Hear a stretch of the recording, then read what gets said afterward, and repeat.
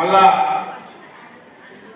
ఇంత పెద్ద మొత్తంలో ఈ వేదికలో ఈ హాల్లో ఏర్పాటు చేసినటువంటి రాష్ట్ర జనరల్ కౌన్సిల్కు బాధ్యత వహించినటువంటి సభా అధ్యక్షులు మాతని రాయమల్ల గారికి ప్రత్యేక ధన్యవాదాలు తెలియజేస్తాము. ఇక్కడ బొగ్గు నిక్షేపాలతో పాటు వ్యవసాయ రంగము ముడిపడి ఉన్న మాట ఇక్కడ ఉన్నటువంటి పెద్దలకు అందరికీ కూడా తెలిసినటువంటి విషయం. బొగ్గు సంస్థ అంటేనే సింగరేణి సంస్థ. సింగరేణి సంస్థకు సంబంధించినటువంటి దాంట్లో ఆనాడు ఏదైతే ప్రైవేటైజేషన్కు సంబంధించినటువంటి దాంట్లో కంటే ముందు WTO దానికంటే ముందు ఇక్కడ సింగరేణి ప్రమాదంలో పోయింది. సింగరేణి బహుళజాతి కంపెనీలకు తాకట్టు పెట్టబడుతూ ఉంది. బహుళజాతి కంపెనీలతో పాటు ఉన్నటువంటి సంస్థలని ఈ సింగరేణి వైపుకు తీసుకురావడానికి సంస్కరణలు వేగవంతమైనాయని చెప్పి ఆ రోజు AIFTU సింగరేణి వ్యాప్తంగా సేవ్ సింగరేణి పేరుతో పనిచేసినటువంటి మాట అందరూ కూడా గుర్తించాల్సినటువంటి అవసరం ఉంది. అంటే సింగరేణికి సంబంధించినటువంటి మాటని ఎందుకు చెప్పగలుగుతున్నామనంటే ఇక్కడ తెలంగాణ రాష్ట్రం సింగరేణి పరిశ్రమకు తెలంగాణ రాష్ట్రానికి కొంగు బంగారంగా నిలబడినటువంటి సంస్థ. ఆ సంస్థ ఈరోజు ఏ పెట్టుబడిదారుల చేతుల్లోకి వెళుతుందో గ్రహించాల్సినటువంటి అవసరం ఉన్నది.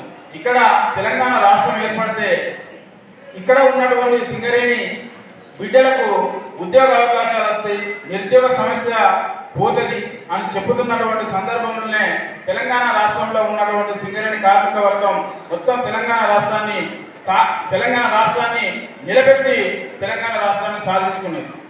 సాధించుకున్న తదనంతరమే గత 10-12 సంవత్సరాల నుంచి చూస్తే ఆ ప్రైవేటీకరణలో భాగం సీరియస్గా వేగవంతమైనటువంటి సందర్భం ఏర్పడింది. ఆ ఏర్పడినటువంటి సందర్భం నుంచి మళ్ళా తిరిగి ఒక విప్లవ భావజాలతో మళ్ళా ఈ తెలంగాణ రాష్ట్రానికి ఈ సింగరేణి పరిశ్రమను రక్షించుకోవాల్సినటువంటి అవసరం ఉన్నది. పెట్టుబడిదారుల దగ్గర నుంచి వెళ్ళి బహుళజాతి కంపెనీలు అయినటువంటి ఆదాని అంబానీల దగ్గర నుంచి వెళ్ళి కాపాడుకోవాల్సినటువంటి అవసరం ఉన్నది. ఇది వనరుల సంపద, ఈ వన సంపద అనేటువంటి ఖనిజ సంపద ఇది ప్రజలకు సంబంధించినటువంటి లాభాలకు సంబంధించినటువంటి భావన కాకుండా ఆ లాభాలే కాదు ప్రజలకు సంబంధించినటువంటి మౌలిక సదుపాయాల అవసరాల కోసం సింగరేణి సంస్థ పనిచేయాల్సినటువంటి అవసరం ఉన్నదని చెప్పి ఈ విప్లవ కార్మిక సంఘమైనటువంటి AIFTU తన భావాన్ని వ్యక్తపరిచింది.